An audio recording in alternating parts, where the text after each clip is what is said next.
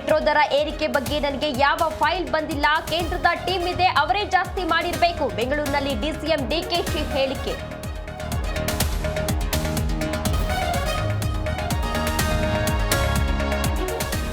ಮನರೇಗಾ ಭ್ರಷ್ಟಾಚಾರದ ಕೂಪವಾಗಿತ್ತು. ಜನರ ಹೆಸರಲ್ಲಿ ಕಾಂಟ್ರಾಕ್ಟರ್ ಹಣ ಲೂಟಿ ಮಾಡ್ತಿದ್ರು. ಛಲವಾದಿ ನಾರಾಯಣಸ್ವಾಮಿ ಆರೋಪ.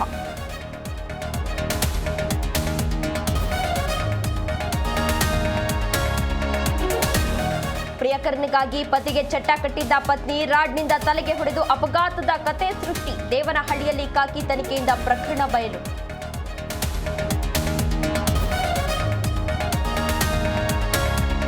ಹನಿಮೂನ್ಗೆ ಕರೆದೊಯ್ದು ಪತಿಯನ್ನೇ ಕೊಂದ ಪತ್ನಿ ಹಿಟ್ ಅಂಡ್ ರನ್ ಎಂದು ಬಿಂಬಿಸಿದ್ದ ಚಾಲಾಕಿ. ರಾಜಸ್ಥಾನದಲ್ಲಿ ಬೆಚ್ಚಿ ಬೀಳಿಸುವ ಘಟನೆ.